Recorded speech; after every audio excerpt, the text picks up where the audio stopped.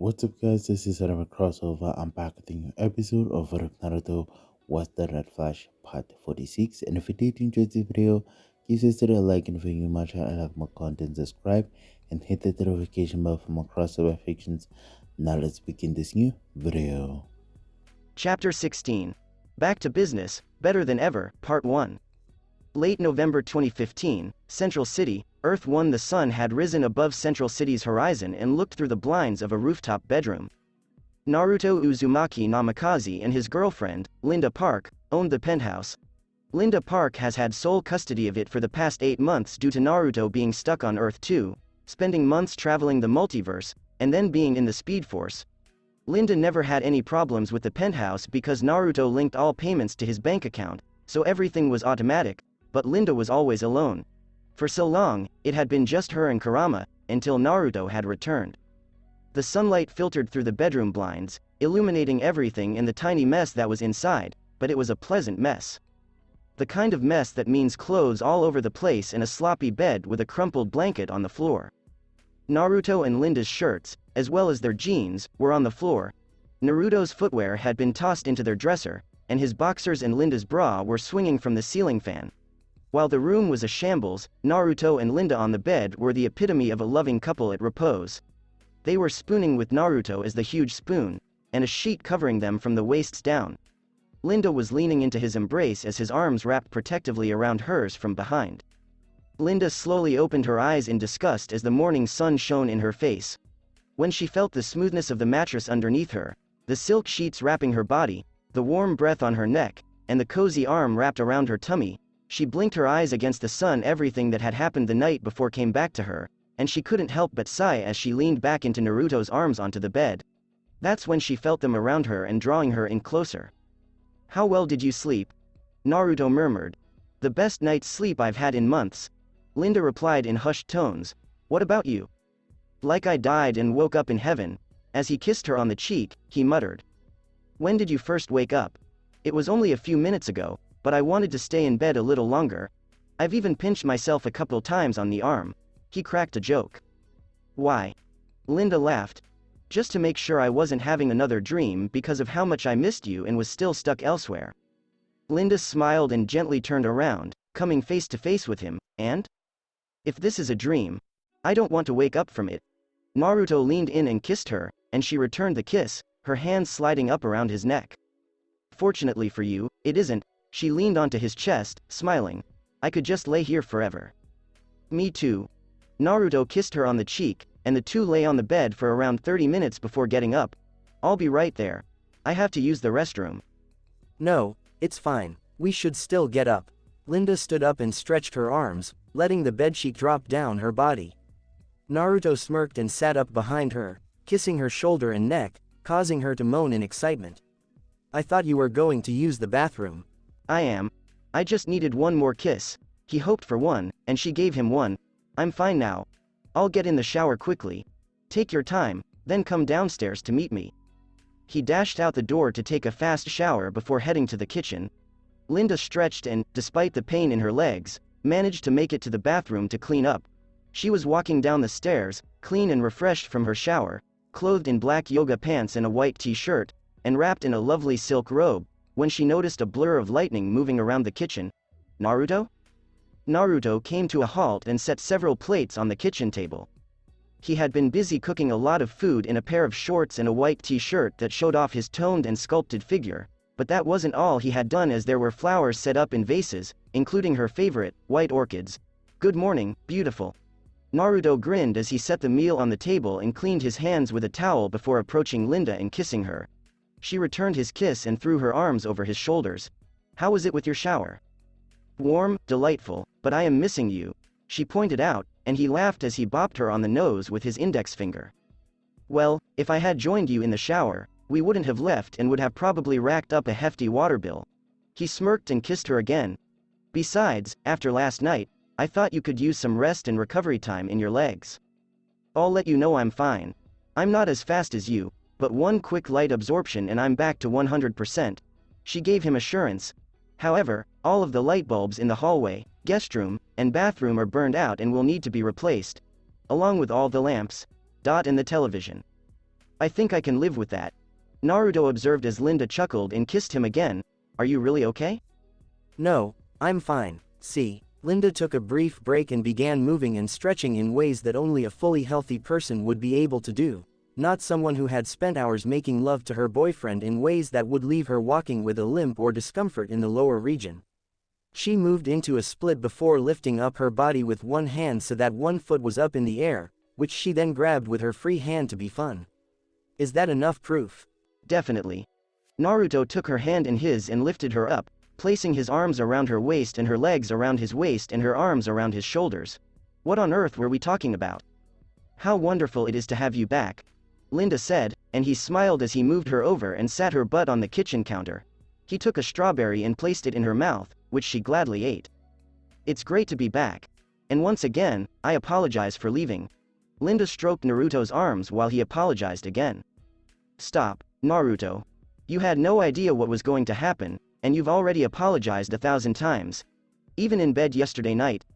Linda brought it out to him, and he was humiliated, but he got over it. And if you want me to, I'll apologize 1,000 times more. Naruto spoke up, but Linda silenced him with a quick kiss. You're back, you're alive, and you're home. That is everything that is important to me. Linda spoke to him in hushed tones.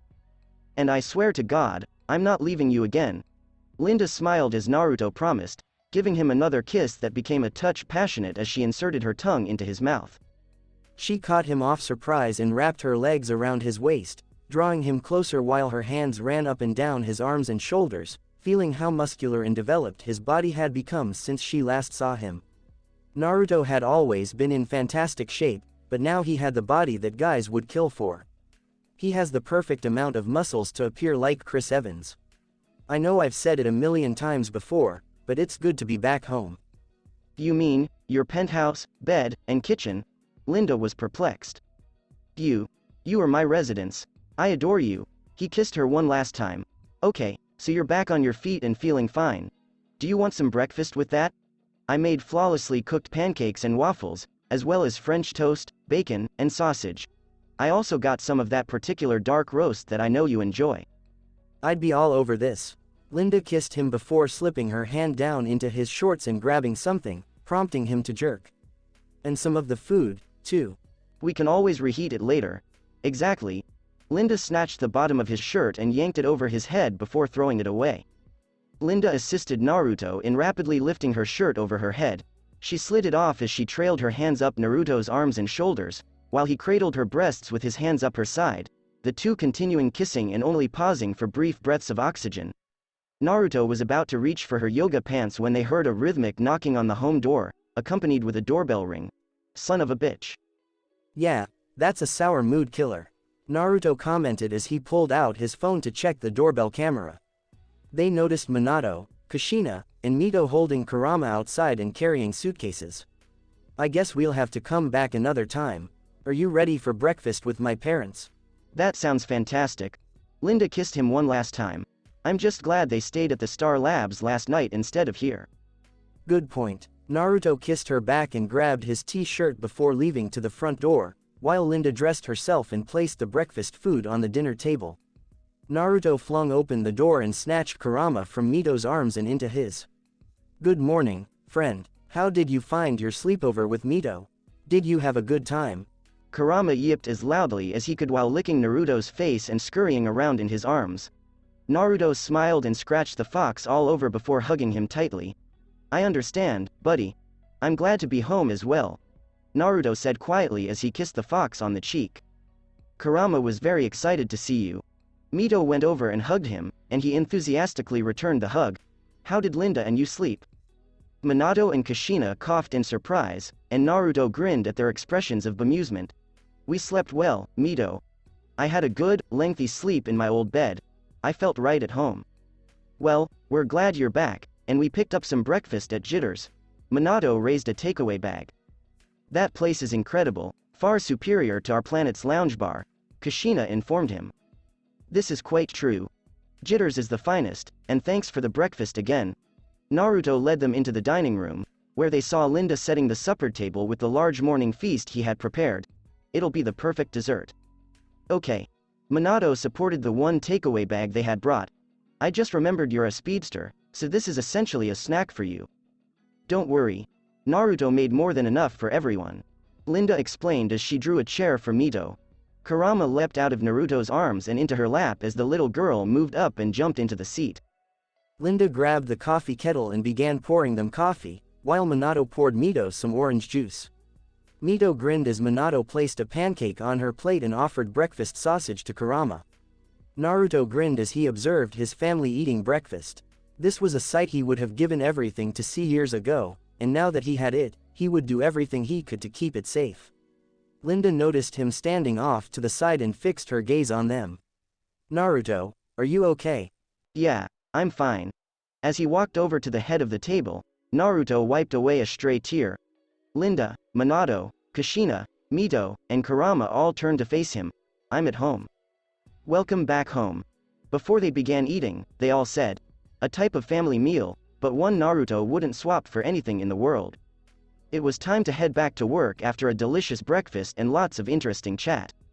Naruto changed into his regular casual attire, which included his modified Nike running sneakers, black pants, a red t-shirt, and a gray and white zipper coat, a long-sleeve jacket hoodie. It had become his distinctive style. Linda was getting dressed, so he took care of some urgent business. She walked down the stairs from the bedroom wearing his black slacks, a gray tank top, and her black jacket. She came down with her purse and shoes, watching Naruto and Mito play with Kurama while Minato and Kushina looked on. It was a great family moment, and but for the fact that 3 of them were from another planet, you'd believe these 4 had known each other their entire lives. Linda got out her phone and took a picture to remember. Could you please send it to me as well? That will be a pleasant memory. Naruto said this as he stood up and kissed her. Are you ready to go? I'm ready. Linda linked her arm around his and they all walked away. They climbed inside the Star Labs van Minato and Kushina used to drive to Star Labs from the apartment. Naruto stood in the brain, taking a minute to appreciate his return. He didn't have time to take it all in last night because he was greeting everyone when he returned, but now he could. Returning to the Cortex felt like returning home after a year abroad.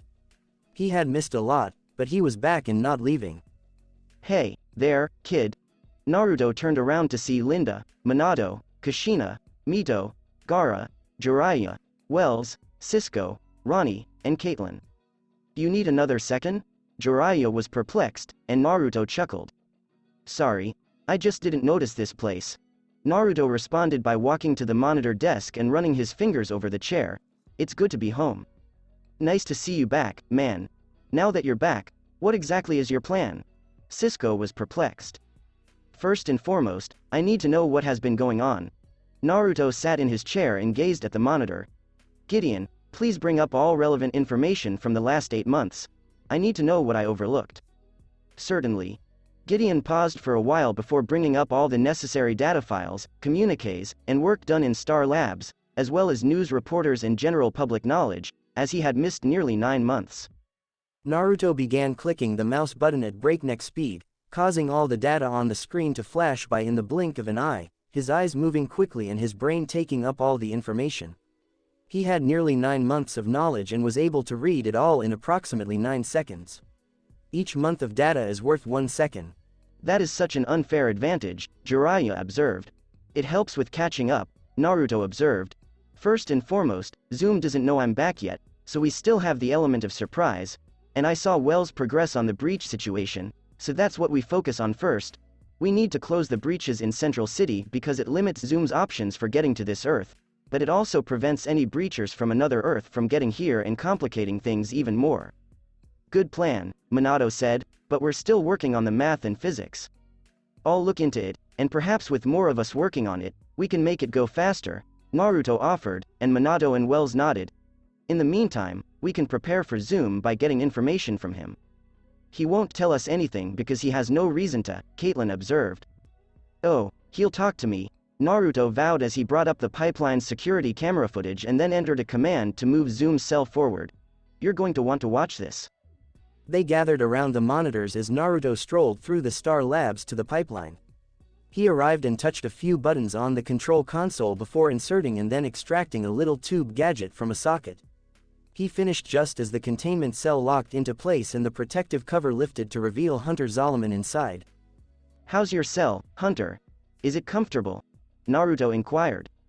Hunter rose up and moved closer to the glass door. How are you? Are you still alive? What? You didn't think you actually killed me, did you? Well, not you because you're the time remnant, but even your original version isn't that good, Naruto said proudly, as Hunter gazed at him as if he was trying to enter his very soul. To summarize, Naruto was not intimidated because he was more focused on what he knew was happening, whereas Hunter was not. The tube gadget he plugged into the socket near the console housed his truth serum nanites, which he had created during his multiversal experiences. The nanites were pushed into the confinement cell, and because they were nanites, they were so little that even a speedster couldn't see them. Hunter had no notion he was inhaling truth-telling nanites, and even if he did, he couldn't stop it. All Naruto had to do now was wait for them to properly latch onto Hunter's head, which wouldn't be difficult given that he was not just a psychopath but also an egotistical one. Well, count your blessings because you won't get any more. I don't know what's going on up there, but I know enough that you haven't defeated me. If you had, I wouldn't be here, Hunter said, and Naruto mocked him by clapping half-heartedly. Oh, look at you all deductive like Sherlock Holmes, but if only you had smarts, which you don't, because if you did then you wouldn't be in this situation.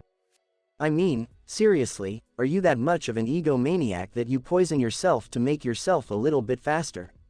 I'd say you're compensating for something, but then again, I know your family background, so I'd just say you're broken.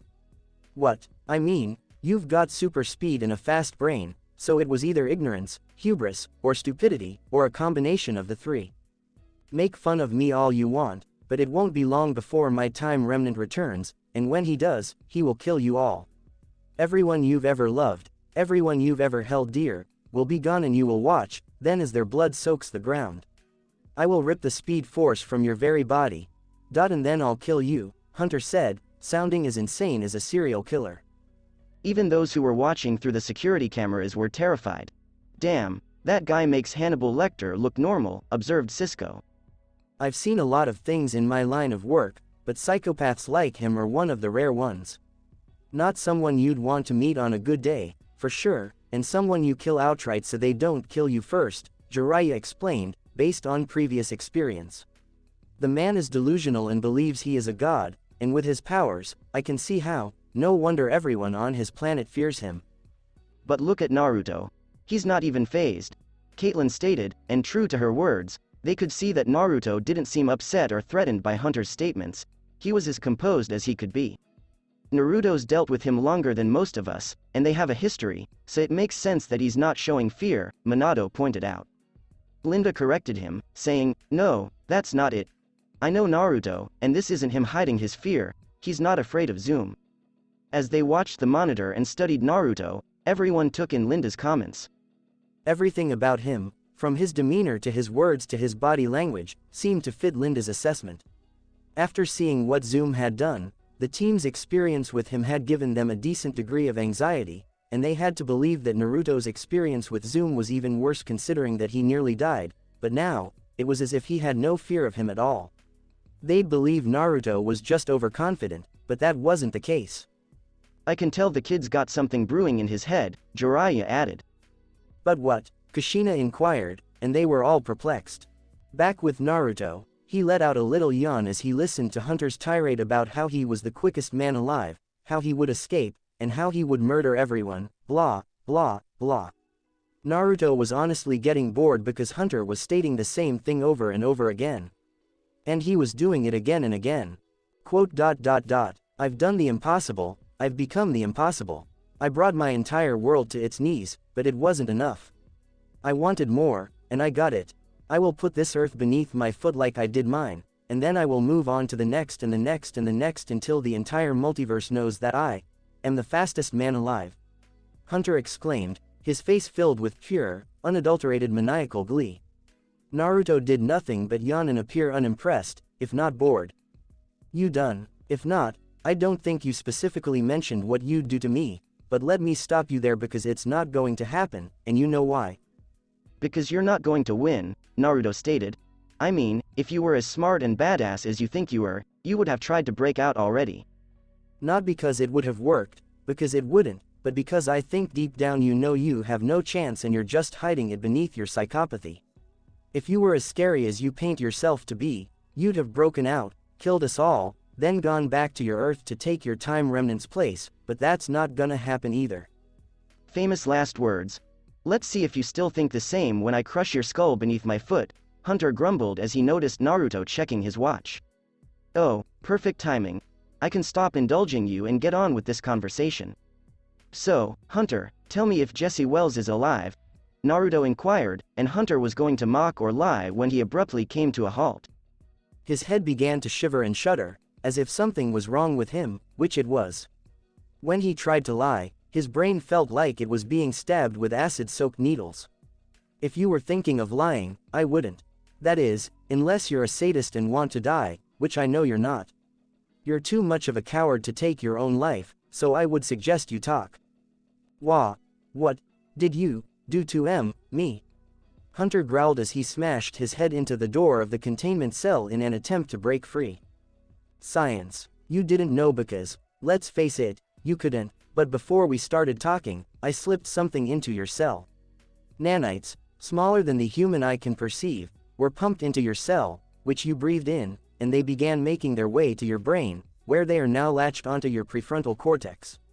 I know you think you're smart, but just so you know the specifics, that is the part of the brain responsible for executive behavior. This won't stop me, Hunter muttered, clutching his head as though to relieve the pain, but it didn't work. Is Jesse Wells alive? Naruto inquired once again, only for Hunter to keep his mouth shut despite the excruciating pain he was in. Naruto simply groaned, noticing that this was taking too long, so he tapped his watch and increased Hunter's misery. Arg! Hunter screamed in agony as he lay stretched out on the floor of his cage. She's still alive. As Hunter gasped for air and blood ran down his nose, Naruto tapped his watch and reduced the intensity of the excruciating pain. Where is she? Naruto inquired. I have her held in my base, on the outskirts of Central City. Hunter muttered, still in excruciating pain in his brain, and told the truth to save him from going through it again. You made the wise decision, Naruto said as he tapped his watch, and the nanites turned off for the time being. I'll let you get back to stewing in your insanity. Naruto walked over and punched a few buttons on the tunnel console, causing the containment cell to retract. Hunter rose to his feet and beat on his cell door like a crazed beast. You have no idea the wrath they brought onto yourself. I will destroy you, I will massacre everyone they ever loved, and your city will burn. Your world will burn, and it will all be your fault. You can't lock up the darkness. You can't lock up the darkness. Hunter yelled until the pipeline's protective cover came down and the cell retreated back into its spot in the pipeline. Geez, he needs some help, Naruto grumbled as he returned to the cortex. When he arrived, he noticed that everyone was staring at him. Did that go as you expected? Jiraiya inquired, receiving a shrug in answer. Pretty much. Damn, dude, you were stone-faced against him. Cisco exclaimed. You weren't scared at all. I would have pissed my pants.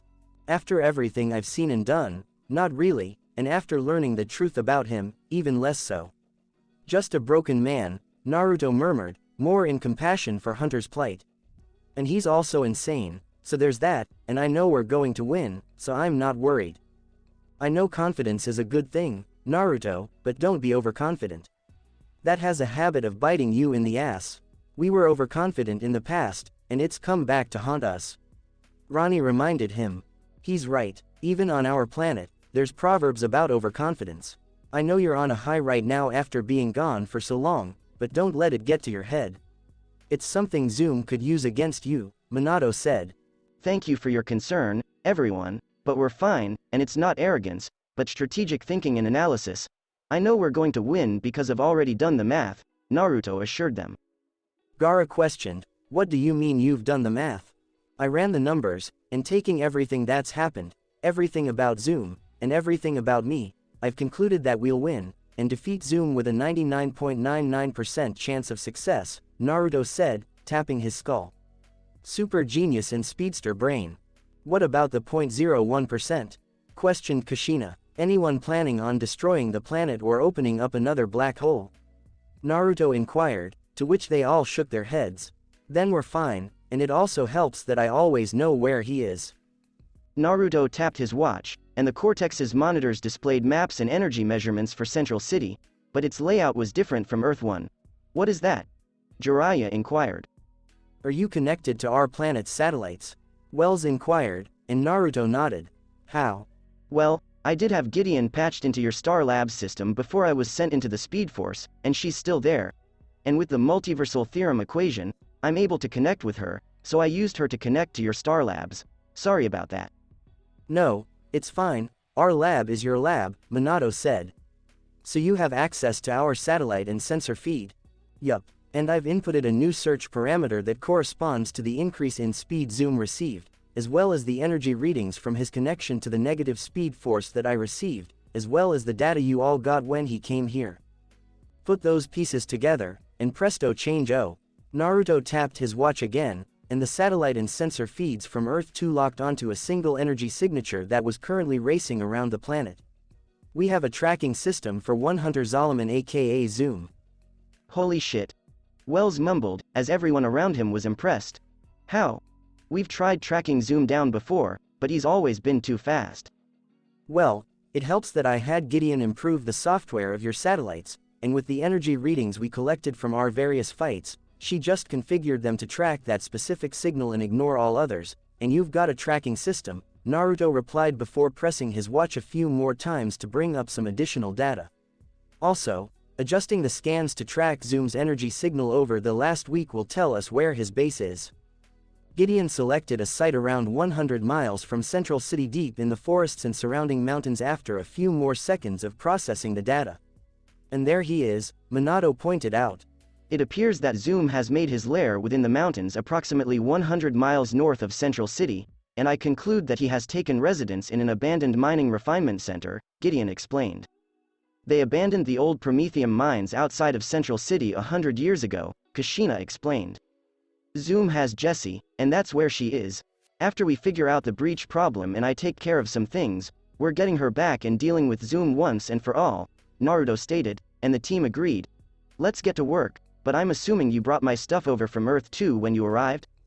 We brought it all with us, and it's in one of the labs, Kushina responded. Naruto said, perfect. Let's get to work. XXXXX line break. They were almost ready to face Zoom now that they knew where he was holding Jessie, but Naruto first needed to deal with the breaches that were currently strewn across Central City. On the surface, that wasn't an easy task because the breaches were literally pockets of space and time folded into each other while simultaneously harboring multiversal trans-dimensional energy, so you couldn't just cover it up. They were accidentally created by an actual black hole imploding above the city.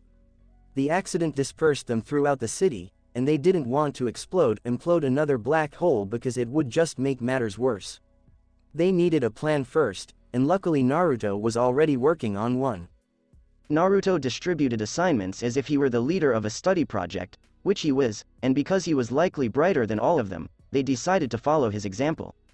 He had Cisco and Ronnie locate the resources and equipment they would require, Caitlin and Kushina work on the chemistry and biomechanics of a project he required completed, and Minato and Wells work on the breach collapse project's arithmetic.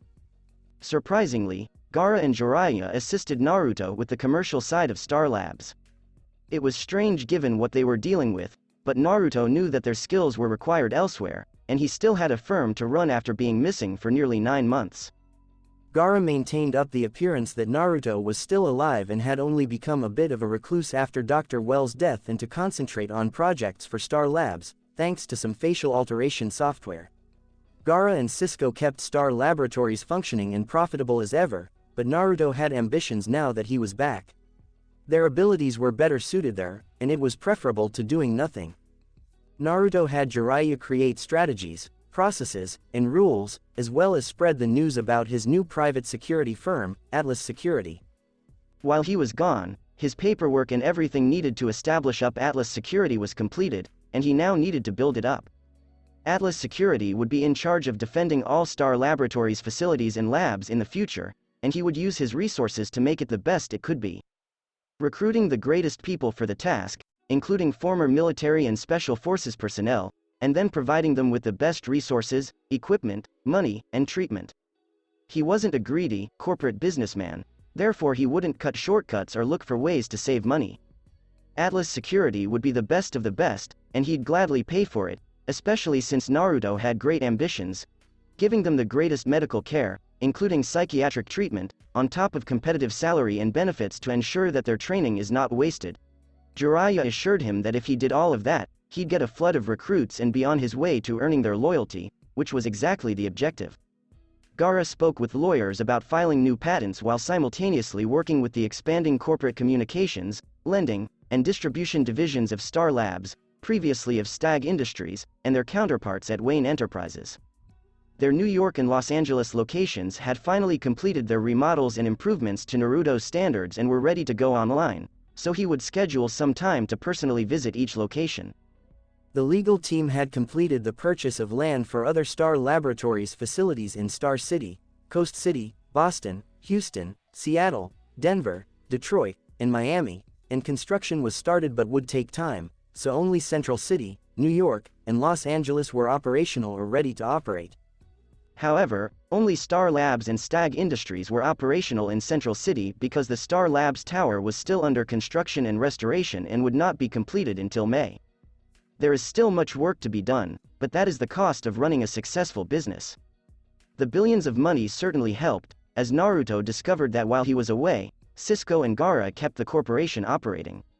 Star Labs was doing exceptionally well with everything Naruto had created, including computer software, technology, and sustainable energy. The corporation easily had billions of dollars in assets, and with everything else he had planned, that figure would only grow. With Wayne Enterprises assisting in manufacturing, the success of the arc reactor, and global demand for Starium, Star Labs' revenue quickly matched that of the world's highest tech and biotech businesses, despite the fact that they had only been back in business for less than a year. To summarize, Naruto and everyone would not have to worry about money. Ever. Of course, Naruto did the wise thing and used the money to expand and grow the firm, with the majority of it going to good causes, and he even used it to fund his own charitable organization, the Star Labs Foundation, which he planned to expand after they hired more people. Anyway, let's get back to Zoom.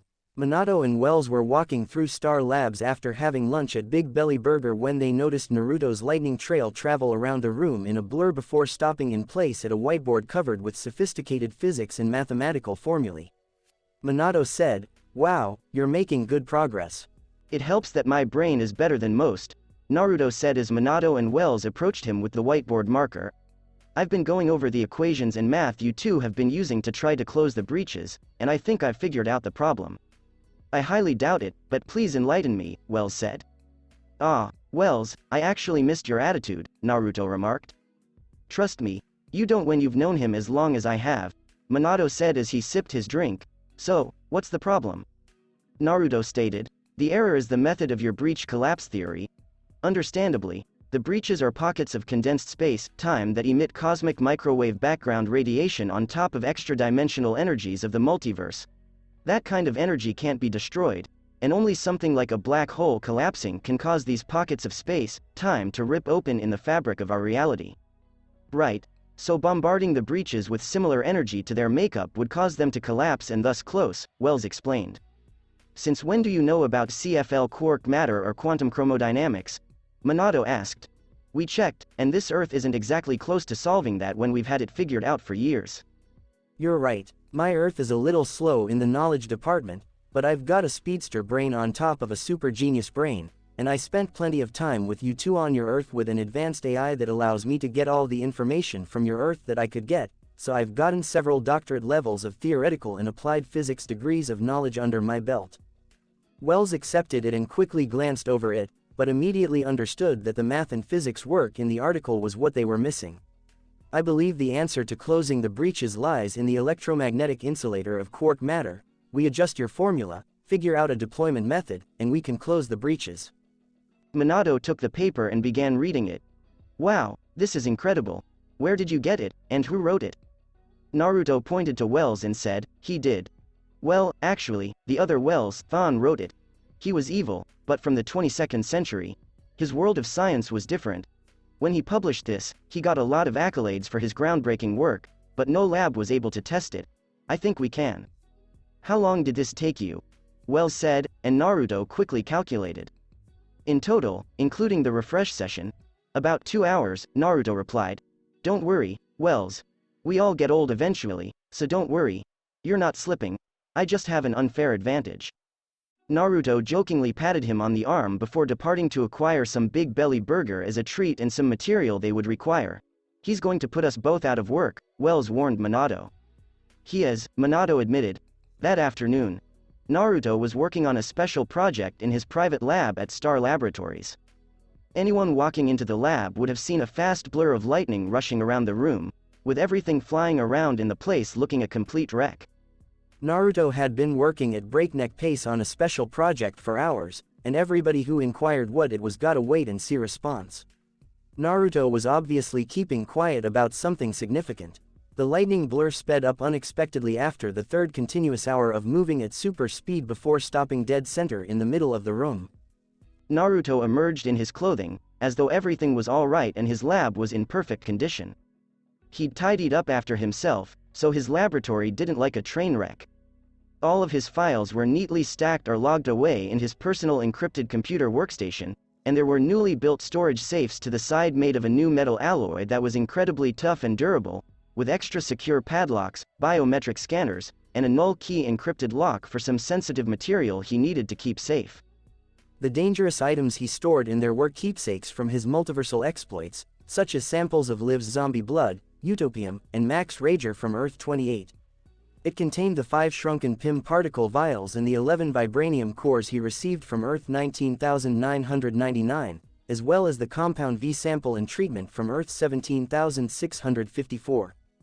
He had collected some of the most dangerous or significant artifacts on his voyage and needed to keep them safe. Liv's zombie blood was the most dangerous because he didn't want to accidentally start the zombie apocalypse on his planet, so he kept it in a triple secured case encased in supercooled liquid helium to freeze it, and then, as a safety measure, it would be incinerated and the entire safe shrunken down with a PIM particle safety measure if any kind of breach in containment occurred. He wanted to liberate Liv from her zombieism, but he didn't want to turn his world into something out of Dawn of the Dead, let alone the Zack Snyder version with the fast-running zombies. That would swiftly lead to the end of the world. The compound V and remedy he preserved from Earth 17,654 were more of a precaution in case he faced something similar again or needed a base to produce another serum for whatever future problem he discovered. It is always beneficial to be prepared. The PIM particle vials and vibranium cores he received from Earth 19,999 were also significant moving forward because he would be using them not just for his superhero life, but also for scientific development. He already had a good knowledge of the PIM particles thanks to Hank Pym's study, which he copied, and it wouldn't be long until he could synthesize more of them. The PIM particles were innovative technology that had the potential to significantly impact global change. Reforestation, new cheap housing, increased food production, and increased overall planet resources were only the beginning, on top of its storage, waste management, and obvious heroic benefits. He'd have to come up with a new name for it, but thanks to the PIM particles, his limited supply of 11 vibranium cores wouldn't be depleted anytime soon. The PIM particles could extend a vibranium core to the size of a building if he desired, so he wouldn't run out anytime soon, at least not until he discovered his world's equivalent. He was certain there was more metal out there, but he wasn't in a hurry. Vibranium had hundreds of uses apart from apparent protection and weaponry, but its unique ability to interact with the environment on a genetic level was intriguing.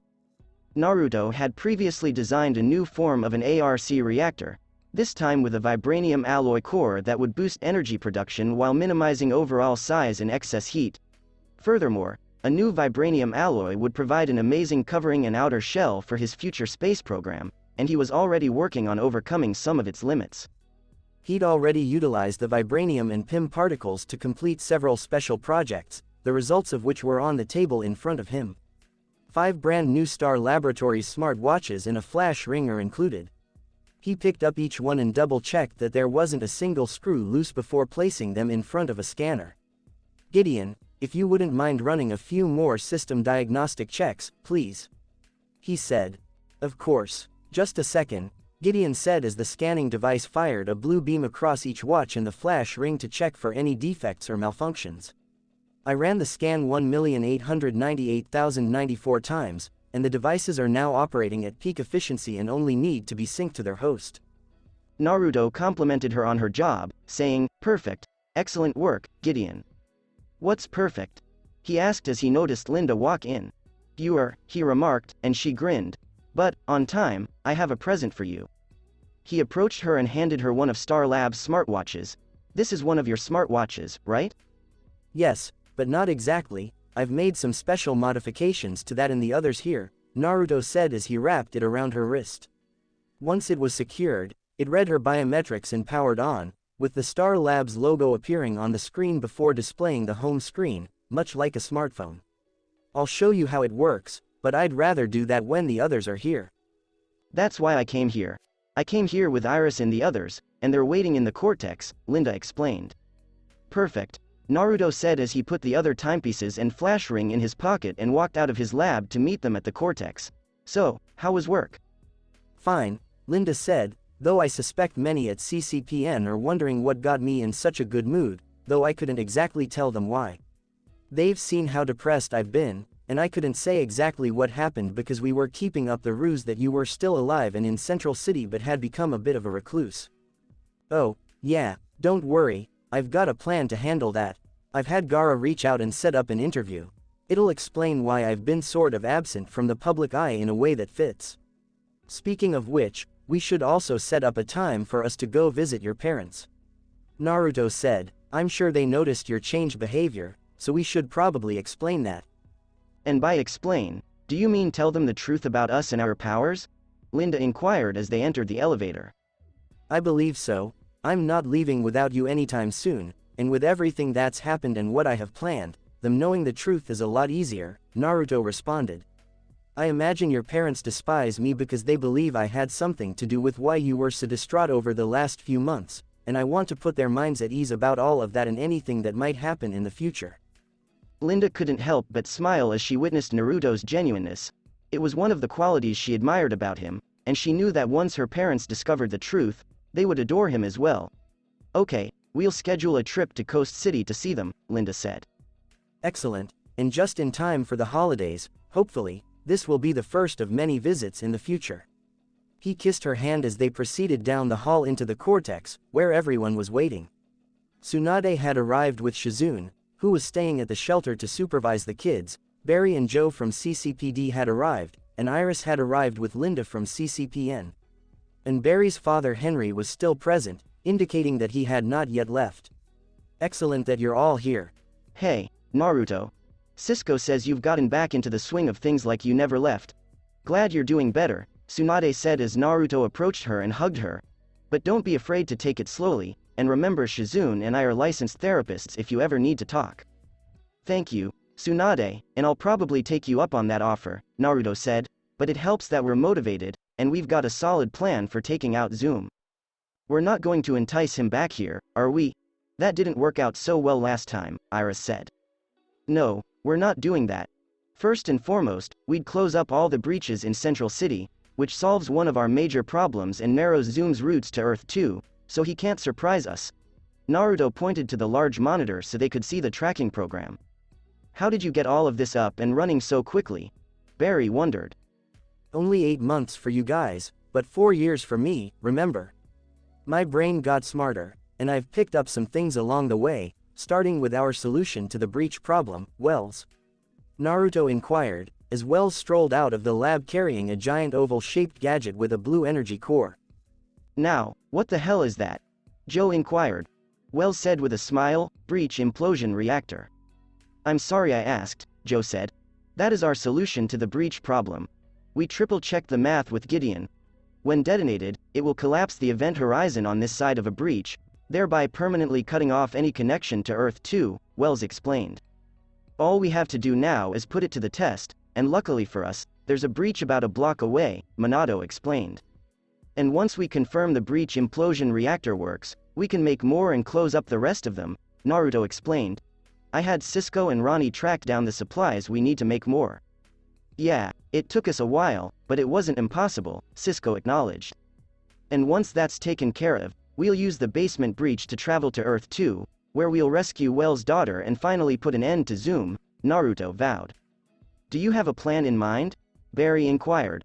"I do, and I was working on a portion of it before you arrived," and on that note, monitor beeping. Naruto came to a halt as the monitors beeped, indicating that the Star Lab system had detected an alert. That can't be good, Henry Allen said, prompting Cisco to investigate.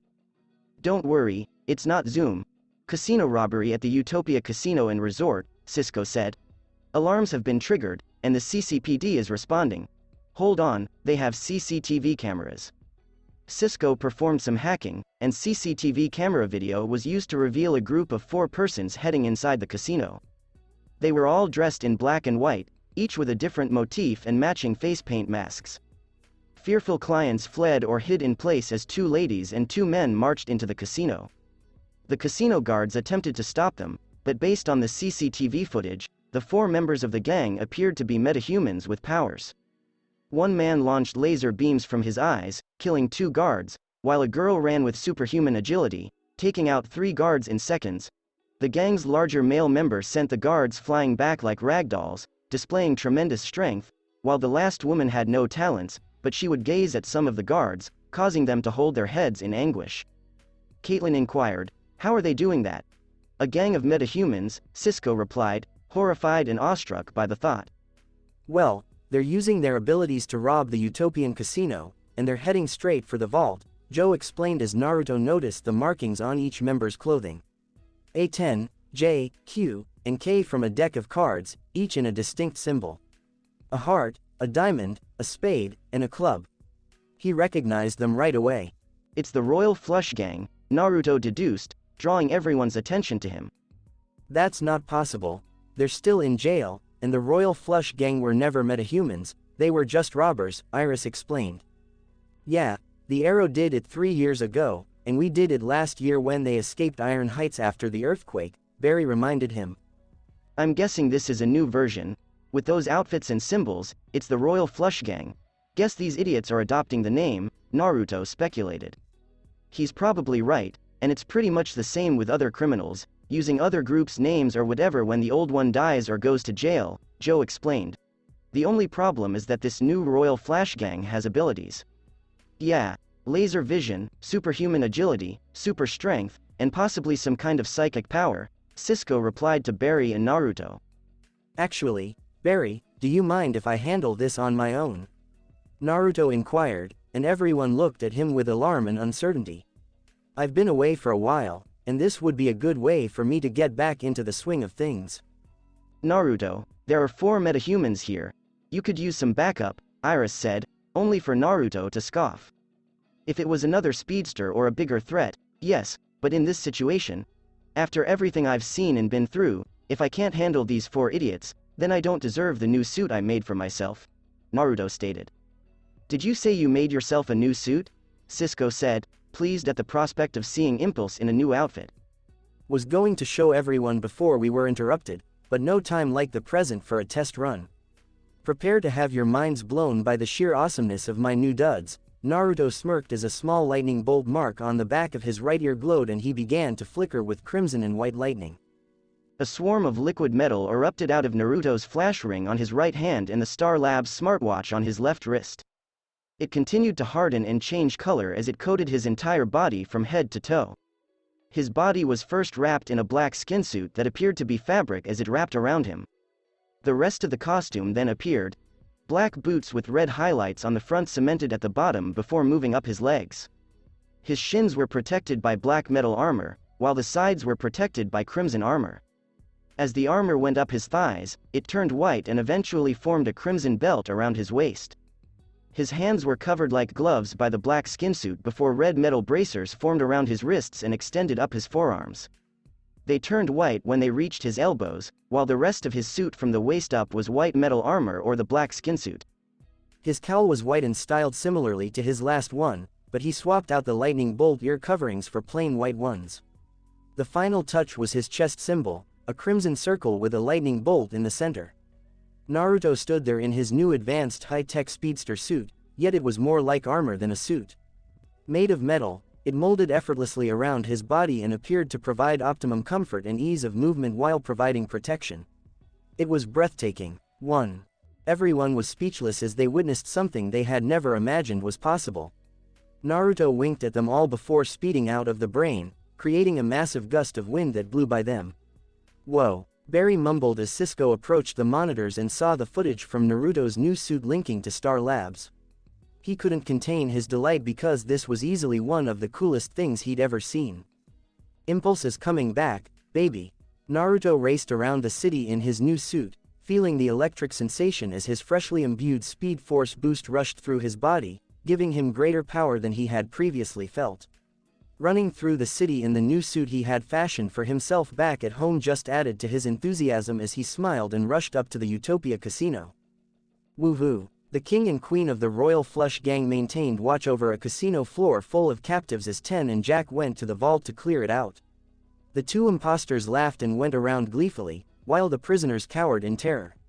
When King saw Jack and Ten return with a large duffel bag of money, he jerked forward, causing them to hide in dread.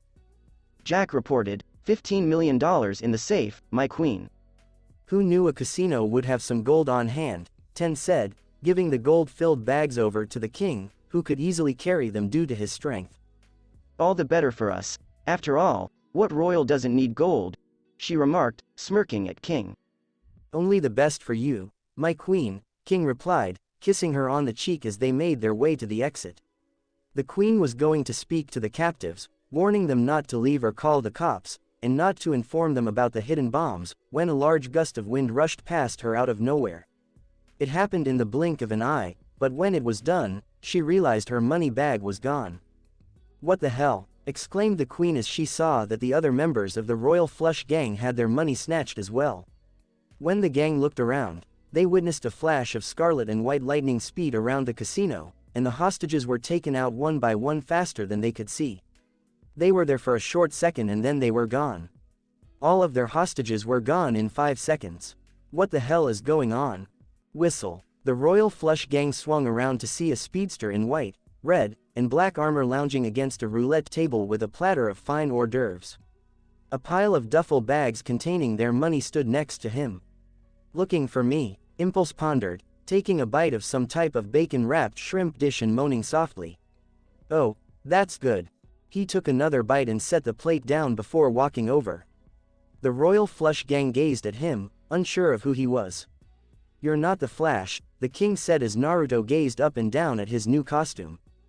Kind of obvious, isn't it? Impulse pointed out, but he still received puzzled expressions. Seriously? I know I've been gone for a while, but I've saved a lot of people in Central City, made the news a few times, and even colored my suit differently to stand out. How come people still don't know who I am? Jack found it out in the end. Wait a minute, you're Impulse, the Flash's sidekick. I guess the Flash thought he was too good for royalty to handle us alone, so he sent his sidekick instead. I'm insulted, the queen sneered. More like he didn't want to go up against a winning hand, King explained as he, Jack, and Ten began to move to the sides in preparation for their strategy. Clearly the odds aren't in your favor, and what kind of name is Impulse in the first place? Ten remarked. Easy there, Ten. You guys are stealing another group's name, and FYI, you're not even a Royal Flush. 10, Jack, Queen, King, but you're missing an ace. Didn't that ever occur to you morons? Said Impulse. And you all have different suits, so you can't even call yourself four of a kind. I guess we'll just have to find a fifth, which shouldn't be too difficult once we get the fame for killing you, Queen said. Yeah, good luck with that. So, who's ready to spend the rest of their lives in Iron Heights? I'll make you a deal. First one to cooperate will get Big Belly Burger before I drop you off. Impulse suggested. Tempting offer, but I know when to fold. And this isn't it. $15 million is a lot to leave on the table, Queen said. And because my queen is a psychic who knows everything, you're going to do before you do it. Go ahead, Impulse, King said. 4-1. I like these odds. Go ahead, sidekick. Pick a card, any card, Queen instructed. You're going to keep doing these poker card puns because it's getting really annoying, Impulse said. All of you, execute a full house maneuver right now, the Queen commanded telepathically to the others. While King threw 10 ahead to take out Impulse, Jack's eyes flared red as he prepared his laser vision. Everything continued to slow down until the Royal Flush Gang was traveling so slowly that they were nearly standing still. Impulse sighed in surprise that this bunch thought they had a chance against a speedster. They were excellent, but not exceptional. Morons. muttered Impulse as he began traveling at superhuman speeds in what the Speed Force warned him would eventually be termed Flash Time. Again, I'm not sure why it was called after Flash, but whatever. In any case, it wasn't a new power, but rather an expansion of his existing ones. Flash time is the phenomena that occurs when time slows relative to a speedster, giving the impression that everything else has come to a complete stop. Naruto and Barry have seen brief glimpses of flash time in the past. They would perceive things slow down while remaining at normal pace, but they were actually traveling quicker, so things slowed down relative to them. Flash time was proportional to a speedster's highest speed. The slower your top speed, the less time you could spend in flash time. Naruto's flash time window was larger than before, but it was still a dangerous ability because it required a lot of speed to maintain it, so using it for extended periods was not advised, and the Speed Force warned him that if he wasn't careful, it could drain him like a battery until he was on empty. He'd only need it for a few moments. Impulse whistled a cheerful tune as he stepped forward, slowly turning Ten around and giving her a tiny shove from behind, so she was now returning to King. He then strolled over to a nearby bar and collected some water before spilling it all over King, soaking him from head to toe before tossing a little lightning bolt his way. After that, Impulse made his way over to Jack and rotated his head so he stared at King's position before taking a few steps back and letting normal time restart. Ten ended up punching King in the face and landing in his puddle before both were jolted by the lightning bolt, and then Jack's laser vision shot them both in the back, knocking them both unconscious and collapsing to the ground.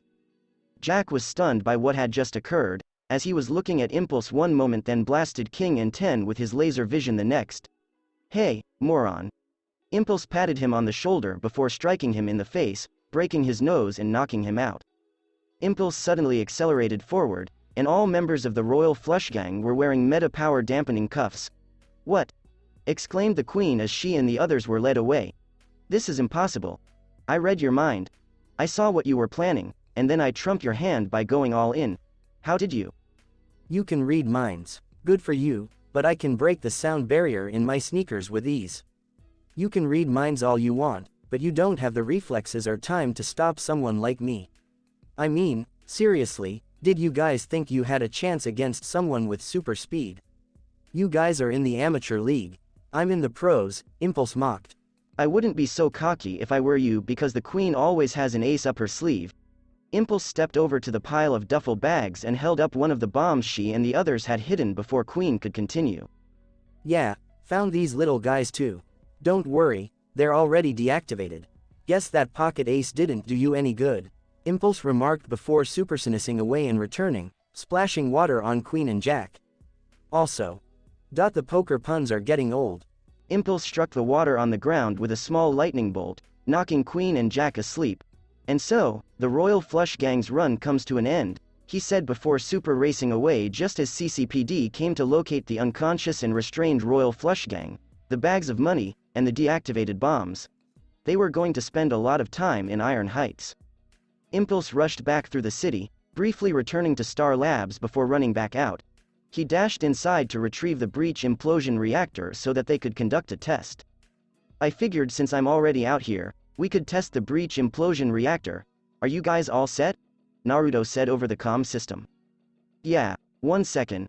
Minato typed and brought up a CCTV camera near the breach location, where he observed Naruto standing in an old, abandoned parking lot. "Okay, we see you. Scanners are up and ready to collect data." "Alright, sit back and watch," Naruto said as he hurled the breach implosion reactor into the air. When it made contact with the breach, the blue multiversal portal sprang into view, undulating and morphing as if something was wrong with it. It proceeded to fritz out and shake uncontrollably before releasing a bright flash of blue light and disappearing from view. "I knew I was correct. I rewrote the rules of physics. Respect my awesomeness." While Naruto's remark about bowing to his grandeur was most likely rhetorical, the team was concerned that he was developing an ego. Tsunade warned everyone, "I swear, if the kid asks me to bow before him or call him his greatness, I'm punching him into another coma." And just when I thought you couldn't get any hotter, Jiraiya grinned, only to have Tsunade punch him into the floor, where his body lay splayed out, twitching every now and then. When everyone felt another surge of wind, Barry said, "Looks like things are back to normal." Naruto then slid to a stop in the cortex, and the rest of the team shaded their eyes from the huge gust of wind he stirred up and watched Naruto return. "I told you I could handle it," Naruto said as he withdrew his cowl into the neck of his costume, allowing them to see his face. "Wow, that was insane." Cisco cheered as he ran over to have a better look at Naruto's new outfit, and then, being Cisco, he started feeling and prodding it like a youngster on his first trip to a museum who wanted to touch everything. "Cisco, you're poking me," Naruto said. "Yeah, I know," Cisco responded as he continued to do it and looked around Naruto for a better view at the costume. "Is it some sort of metal alloy? How did you get it so small? What is the source of power? What is the significance of the new design? Was there a problem with your former suit? Is your suit equipped with a HUD? What type of circuits are you employing?" Cisco's constant badgering about his outfit was like a child on a sugar high, but Naruto eventually got him to calm down and tell him he'd explain everything later when they could celebrate their victory. First and foremost, Zoom had to be stopped. XXXXX line break. Barry was dashing around Central City in his Flash outfit the next morning. He was jogging partly for practice in order to get quicker, but also to close the city's numerous breaches. They'd built more breach implosion reactors, and after Naruto tested the first one to ensure it worked, they were closing the rest. Naruto kept an eye on the 3 monitors on the desk in the brain, the left of which displayed a map of Central City as well as Barry's path and speed as he closed the breaches. The one in the center displayed a map of Central City on Earth 2 as well as Zoom's present location, which was in his base. The one on the right showed the security camera in the cell of the time relic. "We've been closing the breaches in Central City one by one. Every portal between this Earth and Earth 2 will no longer exist. I've been gone for months, unable to help those I loved and leaving them at the mercy of a madman. A psychopath who I inadvertently made stronger and a bigger threat than he was supposed to be. My mistake, but I've gotten stronger and learned more than I ever thought possible." Naruto noticed Barry come to a halt when he heard a gust of wind behind him. "Last breach dealt with. Not bad for a guy who got a C in gym," Barry commented as he drew his hood down. "How do you get a C in gym?" "You get an A just by showing up," Naruto observed, and Barry shrugged. "Anyway, good job, Barry." "Thank you. Are you ready for this?" Barry asked. "Last breach to close after we take down Zoom." "I am. Get some rest, and we'll leave at noon," Naruto said, and Barry nodded. While Naruto went to his lab to continue working on something, Barry went to get some rest and lunch. It was a small device, about the size of his hand, with a circle core attached by 3 anchor points to a silver metal ring. Despite its diminutive size, it was an extremely powerful technology that Naruto came up with after learning more about the multiverse. It was a small teleporter that he termed the interdimensional extrapolator. Gideon assisted him with the device's science, physics, and engineering because she already had the extrapolator schematics in her system. His future self had already built the device, so he was now developing it, but to avoid a contradiction or screwing up the future, she just assisted him in building the first version of it, so there would be no future fancy high-tech version. Even the initial iteration of the extrapolator was essential since even after Zoom was beaten, he still needed to conduct some things that required multiversal travel. 2. He finished his construction project a few hours later. He stowed his precision tools and turned on the device. Naruto soon had Gideon link up to the circular core and feed in the unique vibrational frequencies of the Earths he'd visited, as well as the map of the multiverse. Download is starting, and diagnostics are running. Estimated completion time is 58 minutes, Gideon said. Excellent. I could use something to eat. Naruto sprang up and texted Linda about going to an early lunch. He then texted Tsunade and Shizune, who indicated they'd welcome everyone if Naruto cooked, which he was okay with. He took the elevator down to the living quarters and entered the lounge area, where he saw Mito playing fetch with Kurama and Minato and Kushina playing chess. Ah, domestic family bliss, it makes me cry. As Kurama leapt into Naruto's arms, he wiped away a pretend tear. Is everything alright? Minato said, and Naruto nodded. Fine. Just waiting for Gideon to finish something. Barry and I closed all the breaches except one and we're all set to go to Earth 2 later, Naruto said. That sounds good to me, and I was getting hungry as well, Kushina said as she stood up and moved over to fetch Mito a jacket. Shouldn't we ask Jiraiya if he wants to come? I'm not sure where he is, but knowing him, he's probably hitting on Tsunade or getting kicked out of a strip joint, Naruto observed. It's 10:30 a.m., Minato informed him. When his phone rang, Naruto said, "You don't know Jiraiya." He supported Kurama, and the fox climbed up atop his head and settled in, allowing Naruto to check his text with both hands. "Oh, never mind, it was the former. Shizune just texted me. Jiraiya arrived and tried to hit on Tsunade, but was knocked unconscious." Mito remarked, and Naruto nodded. "He's really weird." "Yup. And my doppelganger knew about him?" Minato inquired. Naruto continued, "Made him my godfather." "God. That must have resulted in some interesting situations," Minato commented. "You have no idea," Naruto grumbled as they walked to the shelter. Naruto went shopping quickly and set to work making lunch for everyone, including the kids from the shelter, who were all relieved to see him.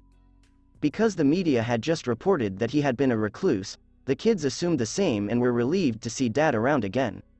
The small monument they had set up for him was simply to acknowledge all of the donations he had made. A feeble but reliable alibi. He made a tasty meal of 4-cheese macaroni and cheese, chicken tenders, and a cucumber, onion, and tomato salad. He made enough for the kids to have leftovers, and Linda came just as the supper was ready. Everyone sat down to dine at the large table, and it seemed like a small Thanksgiving, which was great because Naruto had missed it, but he told the kids that they'd do something big for Christmas, and they were eager. Mito got along with the other kids and they all had a good time, but they ended up feeding Kurama too much mac and cheese and chicken tenders since the fox was bloated after supper. The sleeping fox was curled up on a blanket on the floor, his fat tummy undulating up and down as it drifted off to sleep. Naruto was just thankful Kurama wasn't lactose intolerant because he didn't need a flatulent fox. While Mito and the kids played with the new holographic workstations Naruto brought over, he sat at the table with his parents, Linda, Tsunade, Jiraiya, and Shizune. He installed chess, ping pong, air hockey, puzzle games, and other activities he believed they'd enjoy to keep them entertained for a time. Naruto sipped his coffee and couldn't help but smile. "Something wrong, kid?" Jiraiya inquired. "No, I'm just glad to be back. I've been gone for a while, so I know things are a little different and you've all been through a lot," Naruto said, reaching his hand into Linda's. "However, I intend to make amends. Just take it one day at a time, kid. The fact that you realize things aren't as they used to be is a good first step, as I know from experience," Jiraiya said. "Well, once Zoom is taken care of, I'll be able to devote all of my time to reclaiming some lost time. I've got some big plans," Naruto remarked, kissing Linda's hand, and she smiled before kissing him on the lips. "I have to admit, I'm a little worried about you going up against Zoom," Tsunade said. "I know you've gotten faster and have a new suit, but after what he did last time, I'm still worried." "She's right, and after what happened the last time, I'd feel better if Gaara or I came with you," Jiraiya said. Naruto assured him, "Barry and I will be fine by ourselves. Wells will get his daughter, Earth 2 will no longer have to deal with a psychopath, and we can all move on just in time for the holidays." Naruto's comments could be interpreted as hubris or conceit, but he was certain that he could manage Zoom and put an end to the threat once and for all. Barry was only coming as insurance in case he required assistance and to alleviate the others of Naruto who were traveling alone. After 1 hour, Hunter Zolomon was sitting in his isolation cell, staring at the wall, when he felt it move. Soon later, the front cover appeared, and he saw Impulse and Flash walk over, both dressed in their suits. "It's time for you to go home, Hunter," Barry said, and Hunter couldn't help but laugh. "I'm not sure what you're thinking. But this is a big mistake," Hunter said. Naruto tapped the right earpiece on his cowl, saying, "Hold that thought. Cisco, you hit him." Coming up, Cisco yelled over the intercom, and then a sleeping drug was blasted into the cell seconds later. "No." Hunter stood up and hurried to the cell door, attempting to break free, but he passed out after a few seconds and was whisked away to dreamland. "Scoffs. Moron," Naruto mumbled as they opened the cell door, slapping some power-dampening shackles on Hunter and dragging him out. Hunter eventually regained consciousness and sensed himself being transported. He began to move and attempted to employ his powers, but they were ineffective. When he realized his wrists were hooked together, he tried to scream but felt a gag on his mouth.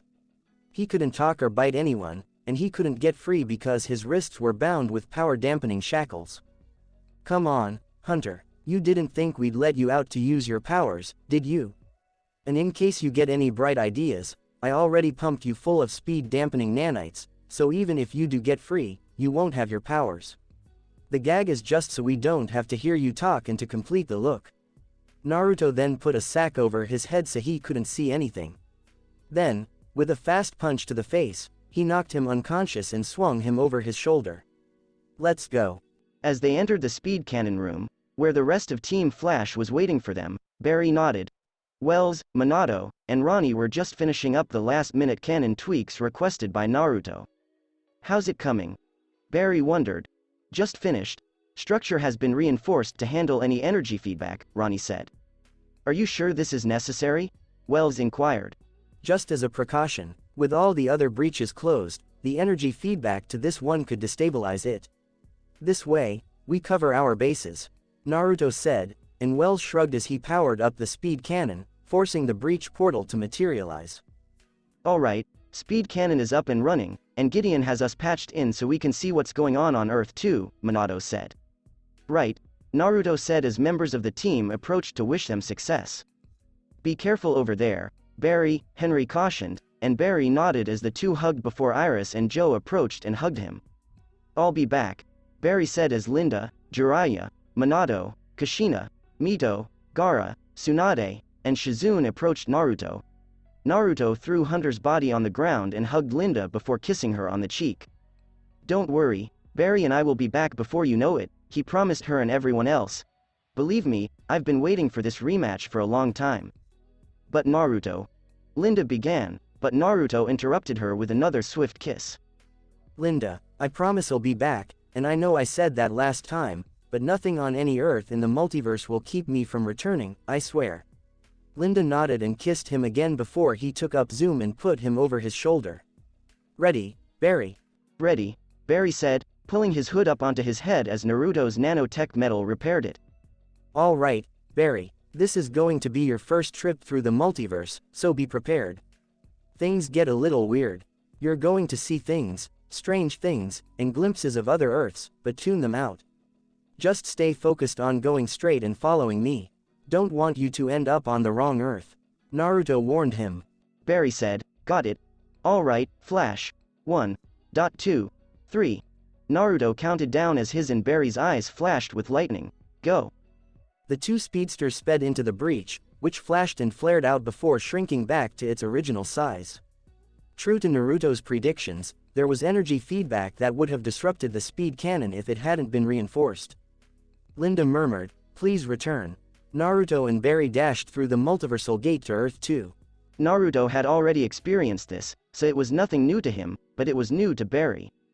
He was in a gigantic blue light tunnel that was amorphous in shape and undulated as if it were living. He followed Naruto through the tunnel to Earth 2, catching views of other worlds along the way, just as Naruto had predicted. They were going too fast for him to have a decent glimpse of the planets he passed, but he did spot what appeared to be his lightning bolt symbol on a red suit, indicating that it was possibly another planet's Flash. He then saw a blonde girl in a blue and red suit with a red cape flying above a metropolis with a green hood and bow and arrow, perhaps another Earth's Green Arrow. He wished he could have seen more, but they had a task to perform and were soon at their destination. Earth 2. A breach portal appeared in one of the testing rooms at Star Labs, and Naruto and Barry jumped through it a split second later. Hunter remained unconscious and perched on Naruto's shoulder. Barry looked around, noticing that the room they were in was identical to the Star Labs on their planet. Are we on the right Earth? Barry inquired of Naruto, who raised one of his arms and touched his bracer, which then moved apart to form his holographic touchpad computer. This version was more advanced because of his suit's nanotech liquid metal, which he could reform to create whatever his old suit and smart watches could only make better. He checked his scanner, and they had really arrived on Earth 2. Naruto answered, yeah, we're here, and Barry smiled. The first section of the plan has been completed. Following me. Naruto flew away, with Barry close behind. They flew out of Star Laboratories and through the city until Naruto stopped them at the top of a tower. Whoa! Barry exclaimed in awe at what he was seeing. Earth 2 Central City was a sight to behold. Yeah, I was mesmerized as well when Ronnie and I were here, Naruto acknowledged before tossing Hunter's body aside and caressing his earpiece. Cisco, Wells, Dad, can you guys hear me? Minato responded, we hear you loud and clear, Naruto. Yeah, signals from your suit and Barry's are clear, and we've got the data transposed over a map of Earth 2's central city, Cisco stated. Wells informed them, your tracking system has a location on Zoom, and he's currently in his base. Okay, well, we need him out of there to get Jesse, and since there are two of us, I've got just the plan. One of us distracts while the other slips in, Naruto offered. I'm guessing you want to be the distraction? Asked Barry. Zoom and I have a history. He'll want to see me. Just stay out of sight. I've got an idea on how to draw him out. Naruto smirked. After a few minutes, the actual hunter Zolomon was lounging in his lair after having a meal to keep his metabolism going. His mask was on the table next to him, along with other monitors showing news from across the world, and when he leaned over to get it, he caught a glimpse of himself. His once perfect visage was now disfigured by the black veins that represented his genetic degeneration. He was no longer suffering from the sickness because his negative speed force boost had stopped its spread and consequences, but it had caused it to become apparent on his skin. To anybody else, the obvious scarring would be considered a terrible fate, but to Hunter, it was nothing. He had accomplished the impossible, becoming stronger and faster than he had ever been. He was so fast that he beat two speedsters who attempted to stop him. He had his globe under his control, and Earth 1 would soon be the same after he killed the Flash and increased his speed. Even the Speed Force would soon be unable to stop him. The monitor showing the Central City news went hazy when a foreign signal hijacked the local one, and then handheld footage of some type showed a few seconds later. The footage's camera then pivoted so that Zoom and everyone else watching the news could see who was taping. Zoom was surprised to see Impulse alive and well despite the fact that he had killed him. Good afternoon, Central City. How are you? Impulse here, alive and kicking. I know some of you thought I was dead, but rest assured, any reports of my demise have been greatly exaggerated. I'm back and better than ever and aware that all of you have had to suffer at the hands of Zoom. Sorry about that, but don't worry, I'm back now and I'm here to stop that psychopath once and for all. I'm sure many of you are thinking right now that this guy I've got cuffed and gagged is Jay Garrick, aka the Flash of Central City, but he's not. The reason for this is that Jay Garrick doesn't exist. The Flash this city has known is nothing more than a copy of Zoom, or as he's actually known to be, Hunter Zolomon. Articles, mugshots, and all pertinent material demonstrating that Jay Garrick did not exist and was instead Hunter Zolomon were displayed on screen and transmitted to the CCPD and every single news agency on the planet. I know, I couldn't believe it either, but it did finally make sense after looking into it long enough. You see, Zoom stayed playing the villain but made a copy who got to play hero. All part of his sick game, and in case you're wondering why, well, how about we let the man himself explain. Impulse then showed footage of the Zoom time remnant in the containment cell but angled and edited so that it didn't show Wells, Barry, Ronnie, or Caitlin. The time remnant revealed how he became bored and decided to play the hero in order to give people hope just to destroy it. To him, it was all a sadistic game, as if everyone were puppets for him to play with. I know, right? I mean, seriously, this guy just needs help, but now everyone knows the truth. Zoom isn't some god of speed or embodiment of evil, he's just a murdering psychopath whose daddy killed his mommy. I'm not afraid, and neither should you. So, Zoom, everyone now knows the truth about you, and you are nothing more than a joke. If you have anything to say about it, then come and get me. Zoom swiftly donned his mask and began flashing blue and blood-red lightning before speeding out of his lair and into Central City. Impulse was standing in the center of the city's major thoroughfare. He remained there, strolling back and forth across the street as the Zoom time remnant was tied to a light pole, his power still reduced by the gag in his mouth, but Naruto became playful and put a sign over his head that read, "I am Zoom, and I have daddy and mother problems." Was the sign really necessary? Barry inquired over the intercom. He was perched on the roof of the skyscraper he and Naruto had previously been on. I don't judge your crime-fighting tactics, so don't judge mine, Naruto said, checking his forearm computer, which detected a negative Speed Force signature approaching. Heads up, everyone. He's here. Barry, stay out of sight and let me handle this. When you see an opening, go get Jesse. Got it. Be careful, Naruto, Linda cautioned. Always, he said as he heard thunder and saw a blue and crimson streak cross the horizon. Zoom suddenly skidded to a halt across from Impulse as the two speedsters locked gazes. I'm glad you got my invitation. I was afraid you'd be too scared to come face to face with me. Zoom informed him, you made a mistake coming back. I don't think so, Impulse said, cracking his neck. It's not a mistake. Just me cleaning up after myself. You've gotten faster. I can tell, Zoom replied.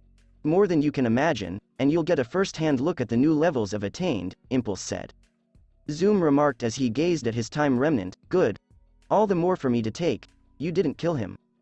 Thought about it but decided against it. Thought it'd be good to see him get his own ass kicked. I mean, how rare is that? To see your defeat and end through your own eyes, Impulse joked. Zoom's reaction was to fly to the side and vibrate his palm through the heart of his time remnant, killing him instantly. It fulfilled two functions. 1. To deal with his time remnant and keep him from turning against him, and 2. To show actual dread. It worked because the crew returned to Earth 1, and even Barry couldn't believe Zoom had technically killed himself. Mercy is reserved for the weak. Good. I hope you remember that when you're bleeding on the floor, broken and beaten, because you won't be getting any from me. Impulse became solemn and clenched his fists. You have a lot to answer for, Zoom. And this isn't going to end with a fourth fight, it's only going to end with your death. You tried it before, and I killed you. I'm more than willing to do it again, Zoom proclaimed as blue and blood-red lightning began to flash about his body. Time to prove to you and this city that I am the fastest man alive. You never killed me in the first place, and as for the latter, try to keep up. Impulse's eyes flashed with lightning before he took off sprinting, his crimson and white lightning trail trailing behind him and Zoom after him. Crimson and white lightning clashed with blue and blood-red lightning as the two speedsters raced across Central City faster than could be perceived. Anyone on the street or sidewalk would only see blurs of color and the gusts of wind that rushed past them. Zoom was traveling at a top speed of roughly Mach 19, thanks to the negative speed force boost. It increased his speed over Naruto's old top speed and Barry's new speed, but not above Naruto's new speed. Naruto's strategy for ensuring that this third bout was their last was to lull Zoom into a false sense of security, allowing him to conclude the fight sooner. Zoom was guided south in Central City by Impulse, away from Barry and the lair. Impulse slowed down so that he and Zoom could race through the city where they had fought. Zoom would charge with a flurry of rage-filled blows, but Impulse would block them all. They sped down the street, with Impulse blocking every attack, jab, and elbow. He blocked a side elbow before jabbing Zoom in the ribcage and elbowing him in the face. Zoom staggered back, giving Impulse the opportunity to grab him by the chest and hurl him into a car. He then jerked him around and slammed him into a light pole in an attempt to throw another punch, but Zoom blocked it and headbutted him back before leaping forward with a flying punch. Impulse took the blow, but pivoted with the punch and whirled into an elbow that struck Zoom in the ear on the side of the head. That knocked him back, and Impulse followed up with a low kick to the leg, knocking him down to one knee and then kneeing him in the face. Zoom staggered back and threw two random punches, which Impulse dodged before striking him in the face and landing an uppercut. Zoom recovered and blocked a jab and dodged a kick before landing a gut punch to Impulse's stomach and attempting a vibrating hand through his chest only to have Impulse phase his body and pass right through. Impulse then grabbed Zoom from behind and choked him. Zoom hit Impulse in the sides, but Impulse sped through and kneed him in the stomach numerous times before smashing him to the ground. He drew his fist back and vibrated it before punching down, but Zoom turned his head at the last second, causing the fist to only punch through the cement roadway. Zoom kicked Impulse aside and started off sprinting, the chase continuing behind him. That's it, Naruto. Kick his ass. Cisco and everyone applauded as they watched the fight from Earth 1's Star Labs. The fight was hard, and while he had absorbed some blows, Naruto had delivered more, and Zoom was clearly wounded and probably scared or at least scared since he fled. Gideon has been scanning Zoom during the encounter to gain a better grasp of his strength, speed, and the power he was gaining from the negative speed force. Fortunately, Gideon was able to determine that Zoom's link to the negative speed force was not as strong as the Reverse Flash's bond, owing to its recentness. That was a good thing because it meant his negative speed force connection wasn't sucking as much power from the speed force, allowing him to maintain his speed advantage. Gideon believes Zoom may reach Mach 20 at most, while Naruto's current top speed is Mach 40. Gideon warned him not to back down and to conclude the fight as soon as possible to avoid Zoom channeling additional negative speed force and possibly extending the conflict. Barry, I've got him distracted. Go now, Naruto said as he rushed up to Zoom and elbowed him in the side, sending him crashing into a structure. Got it, Barry said as he started off running, following the instructions Cisco had given him and going north out of town. When he arrived at the beginning of the old Promethium mine, he fled through the trees on the edges of this central city. He raced around for a while until he came across an alcove buried high up in an old mountain that hadn't been used in years, but he did notice trenches in the earth that showed something went through the region at high speeds. It had to have been all the way up there. Cisco, is this it? That's where Zoom's signal was before he ran to Central City. That has to be his base, Cisco said. Alright, I'm going in, Barry said as he sprinted up the mountainside and into the alcove. He proceeded through the old mining area slowly in case there were any traps. He noticed one room with an old cot and a table with a series of monitors from various news networks, which he assumed was Zoom's room. He continued into another room, where he found a room with numerous enormous glass prison cells, similar to the containment cages in the Star Labs pipeline, but simpler. A masked man wearing a gray prison-like costume was inside one of the glass cells, while Jesse was inside the other. Jesse? Jesse Wells? Who are you? Jesse exclaimed as she and the masked man sized him up, but the masked man relaxed when he spotted Barry's costume and emblem. My name is Barry Allen, and I'm working with your father. I'll get you out of there, all right, Barry promised. Jessie nodded eagerly, a smile on her lips, believing she was about to be set free. The masked man tapped on the cell with his knuckle, attempting to communicate, but Barry had no idea what he was saying. Barry tapped his earpiece as he gazed around the cell. Well, I found Jessie, and she's fine. Is she all right? Wells inquired. She's fine, Barry assured her. Is that your father? Jessie inquired, and Barry nodded. Tell him that I miss him. You can tell him yourself in a minute, Barry vowed as he began vibrating his hands in an attempt to phase through the glass cell, but when he touched it, he discovered that he couldn't. What the hell? Barry tried again, but he couldn't phase through the glass for some reason. Barry, what's wrong? Wells inquired. The cell. I can't phase through it, Barry responded, scanning about for an opening or a flaw to exploit. He moved his finger across the insignia on his outfit, allowing the others to watch the video stream. I'm not sure what material this is, but I can't phase through it. Cisco told him, that's not possible. You should be able to phase through anything. Maybe you're not fast enough? No, Barry has definitely got enough speed to get through that kind of material, Minato said as the scientists sought to figure out why Barry was having trouble. It's Barry's resonating frequency, Wells deduced. He's from a different Earth, so he's resonating with a different frequency compared to Earth 2. Any way for me to make up the difference? Barry inquired. I'm not sure, Wells said. While fighting Zoom, Naruto overheard what was going on with Barry and decided to offer him some words of support. Gideon, please give me some privacy, Naruto said. Activating battle mode cowl, Gideon replied as his suit's nanites reconstructed his cowl to cover his mouth, eyes, and hair, creating a full coverage mask.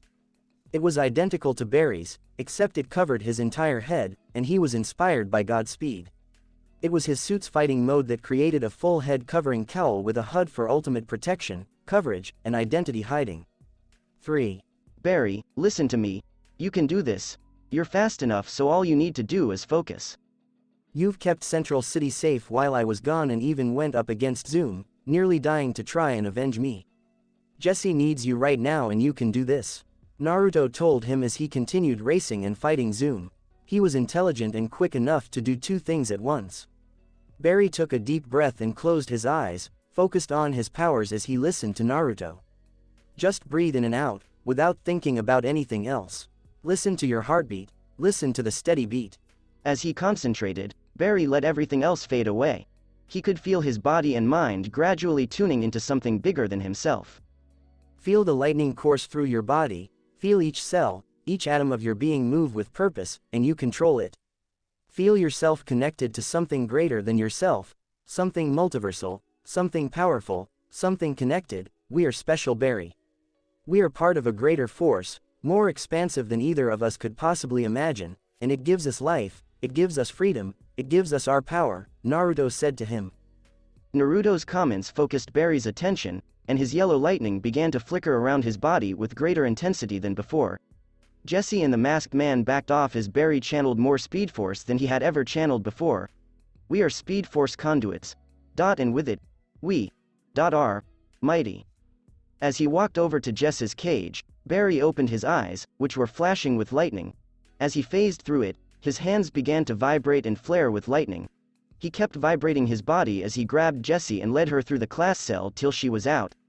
Zoom, unbeknownst to them, was a little smarter than they gave him credit for and had installed a sensor in the prison cells. If somebody was freed without his approval, a silent alarm would sound. Zoom slammed into a car as Impulse slid to a halt and retracted his full head cowl into his standard one.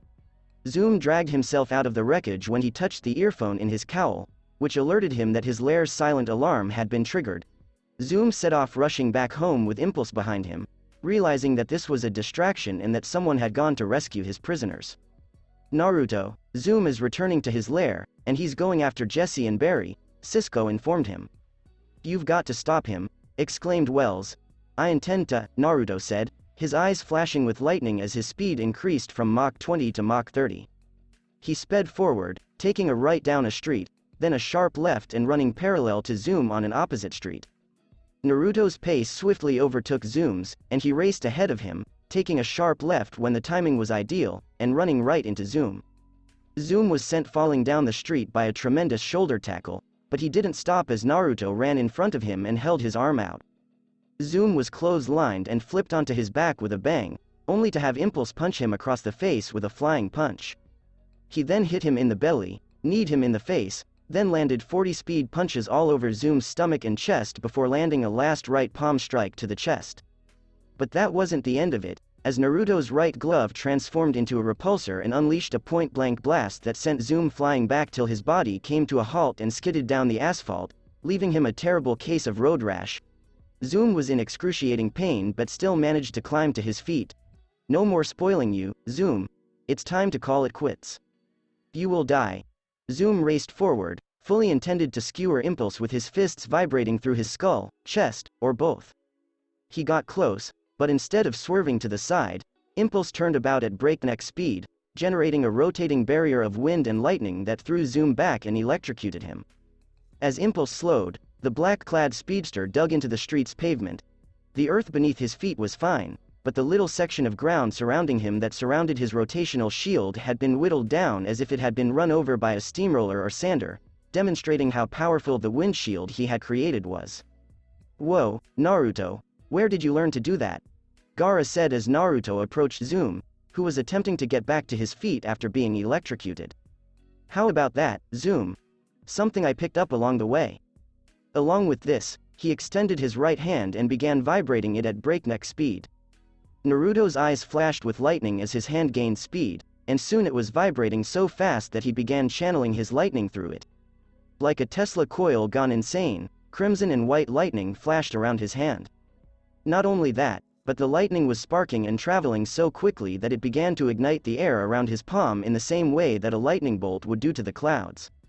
Only this method produced a different sound, one that sounded more like bird chirping than thunder.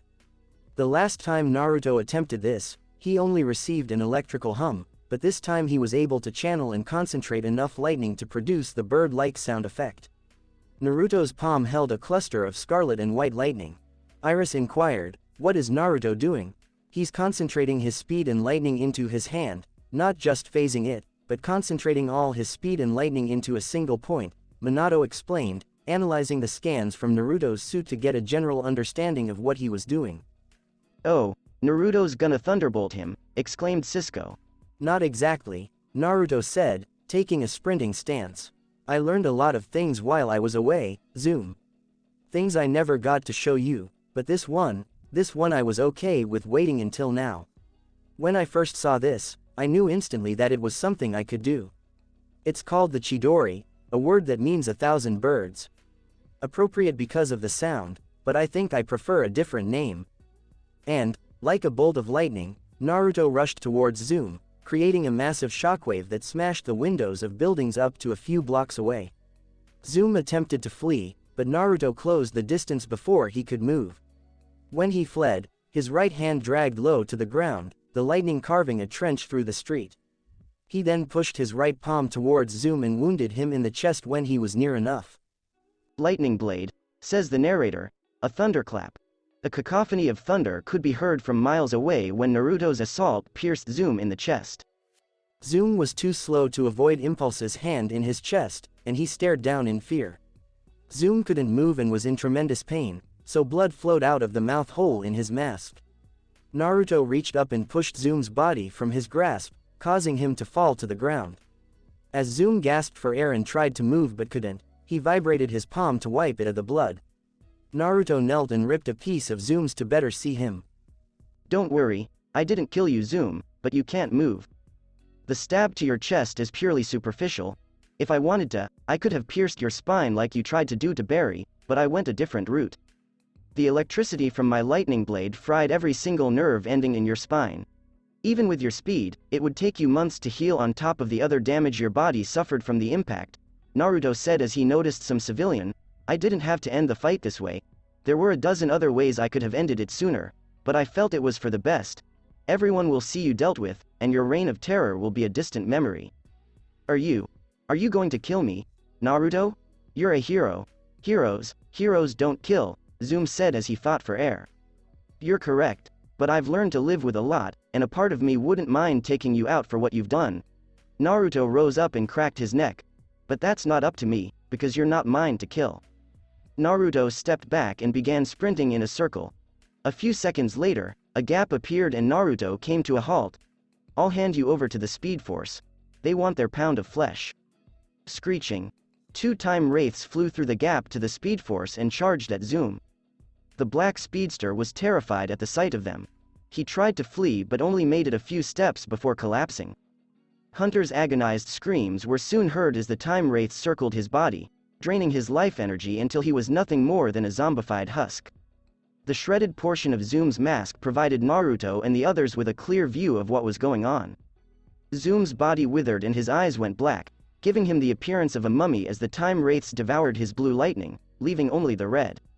Hunter Zolomon vanished with the last speck of blue lightning, and his withered specter-like being was taken over by the time wraiths and the Speed Force to serve as their servant. Even Naruto was taken aback when he witnessed Zoom's body being carried away by the time wraiths and brought into the Speed Force, with the gap closing in behind them. Naruto assumed that the Speed Force would simply destroy Zoom, but he unwittingly created the Black Flash, the Grim Reaper of speedsters. The Speed Force's mindless servant, chained to its will to safeguard it in the timeline. Black Flash was far worse than the time wraiths. Team Flash on Earth 1 had no idea what they had just witnessed or what had occurred, and they had a million questions. Linda called out to him, Naruto? Yeah, what's up? Naruto asked through his earpiece. What just happened? She inquired. That's a long and complicated answer, but basically, Zoom is taken care of, and he won't bother us again, Naruto vowed. Yeah, we figured that, but what the hell happened? Jiraiya inquired.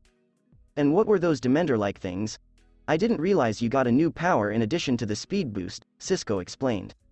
It's not a new power.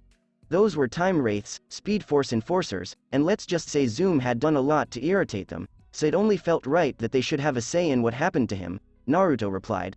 I'll explain it all later, after Barry and I get back. As people who had just witnessed the tragedy and Zoom's death began to celebrate while spreading the news, Naruto sped out of Central City towards Zoom's hideout. It wouldn't be long until the entire city and the rest of the world learned of Zoom's death. Let it enough to say that Central City will be celebrating. Naruto raced through the forests and up the mountain to the alcove where Zoom's base was located. He came to a halt at the prison cell chamber, where he noticed Barry and Jesse. Are you two okay? Naruto inquired. Yeah, we're fine, Barry replied. You've taken care of us. He's gone, Naruto said. You didn't? Barry hesitated to ask, and Naruto hastily shook his head no. No, I did not murder him. The Speed Force took care of him, but it's a long story that I'll explain later. He said, and Barry nodded. Naruto looked at Jessie and realized the state she was in, having been through a lot at Zoom's hand. Naruto's hood came down so Jessie could see it was him. Naruto. Yeah. I understand you weren't expecting to see me, but that's fine. Barry and I are collaborating with your father. We'll take you to visit him right away, Naruto assured as Jessie approached and hugged him. Thank you. Thank you so much, Jessie said quietly. It's okay. You're all right now. Zoom can't damage you or anyone else, Naruto comforted her when he observed the masked man in the jail. I'm not sure. He arrived before I did, Jessie replied. He doesn't seem to be able to communicate. I'm not sure who he is, Barry remarked as the masked man attempted to communicate by tapping on the glass cell. When Naruto activated his forearm computer and activated the scanner, his brain began running through scenarios in his head as to who he could be. He's human, for sure, but his unique vibrational frequency is the same as this Earth or mine, so he's not from Earth 1 or Earth 2. And I'm picking up on a Speed Force signature. So he's a racer like us? Barry inquired, and the masked man nodded, and Naruto considered it till it finally clicked in his thoughts. Are you Jay Garrick, aren't you? Hold on, Jay. This is the real Jay Garrick, Naruto stated, and the masked man happily nodded. We'll get you out of there. What do you mean the real Jay Garrick? Wasn't he just Zoom's time remnant? Asked Barry. Yeah, but he had to get the name from someone, right? Naruto pointed out. And Gideon's files have Jay Garrick on them. The Flash of Earth 3, your dad's doppelganger. Right, she showed us when the time remnant first arrived, but how did he get here? Barry pondered as Naruto adjusted his armor, revealing a repulsor base on his right hand. Let's ask him that. Jay, step back. Naruto instructed, and Jay did as the repulsor beam charged up and launched a tremendous blast that shattered the glass cell. Naruto rushed behind Jay as he stepped through the aperture, trying fast to remove him from the mask. He modified his armor once more, revealing a forearm sword and cutting through the constraint. There you go. Thank you, Jay said as he removed his mask, revealing his face. He had unkempt hair and a beard, yet he was Henry Allen's double. God, I've been stuck in that thing for a while. I'm not sure how you know who I am, but my name is Jay Garrick. The real Jay Garrick, the Flash of Earth 3. Pleased to meet you, Jay. Naruto Uzumaki Namikaze and Barry Allen. Impulse and the Flash of Earth 1, Naruto said, shaking Jay's hand.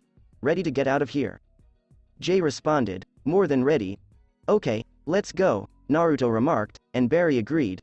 Barry grabbed Jesse and flew away, while Naruto grabbed Jay. They dashed back to Central City and into Star Labs before getting to the lab where the breach was discovered and going through it. Earth 1 Team Flash and everyone else watched as the breach widened and Barry and Jesse emerged, followed by Naruto and Jay. I'm glad breaches are still a thing, Jay said. Jesse took a look around and noticed Wells. Dad. Jesse, exclaimed Wells, and father and daughter hugged like there was no future, finally reunited. Everyone grinned as Wells, who was typically stoic and standoffish, simply melted away to reveal the loving parent. Wells turned to face Barry and Naruto. Thank you both. Thank you. When Jay encountered Henry Allen, Naruto reminded him, I kept my promise, Wells, I always do. Huh. Jay muttered as Henry stepped forward to get a better look at the other. I wasn't expecting this. Neither was I, Henry added. My mother's maiden name was Garrick, Other Earth.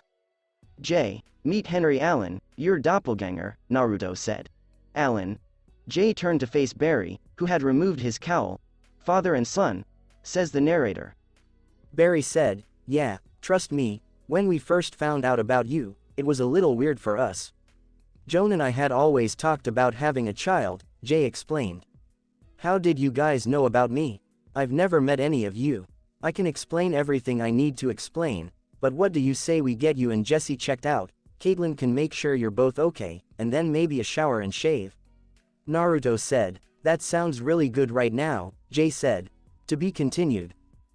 That's it for this part, guys. Thanks for listening to this video. I hope you did enjoy this pretty story, and if you did, like, share and subscribe for more, and thank you all for helping support, and have a great day.